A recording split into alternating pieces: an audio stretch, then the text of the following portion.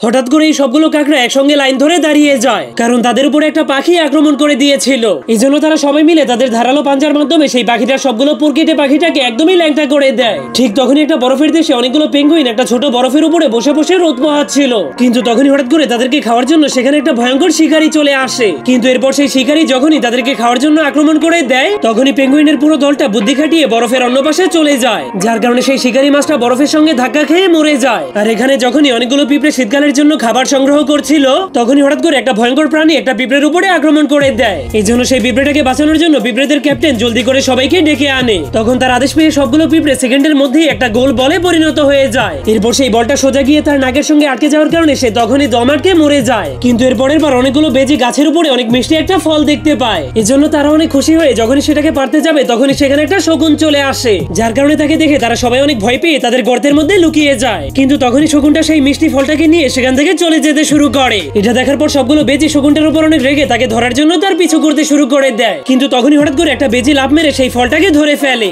তাকে দেখার পর সবগুলো বেজি এক এক করে ঝুলে সিঁড়ির মতো চেইন বানিয়ে ফেলে, যাতে করে তারা সবাই মিলে শকুনটাকে টেনে টেনে নিচে নামাতে পারে। কিন্তু তখনই হঠাৎ করে শকুনটা অনেক জোরে একটা ঝাঁকি মারার কারণে সবগুলো বেজি হাওয়ার মধ্যে ঝুলে পড়ে। এরপর শকুনটা অনেক জোরে ঘুরে যাওয়ার কারণে সবগুলো বেজির হাত তার পা থেকে ছুটে যায়। কিন্তু তবুও বেজিগুলো হার না মেনে তারা সবাই মিলে সুযোগ পেয়ে শকুনটার পিঠের উপরে চড়ে যায়। এরপর একটা ট্রায়াঙ্গেল বানিয়ে তাকে নিচের দিকে অনেক জোরে একটা ধাক্কা মেরে দেয়। কিন্তু তখনই শকুনটা চালাকি করে তাদেরকে আরেকটা ধাক্কা মেরে নিচে ফেলে দেয়। এরপর তাদের উপরে হাসতে শুরু করে দিলে সে সোজা গিয়ে একটা পাহাড়ের সঙ্গে ধাক্কা খেয়ে যায়, যার ফলে সেই মিষ্টি ফলটা অবশেষে সেই বেজিগুলোর কাছে পৌঁছে যায়।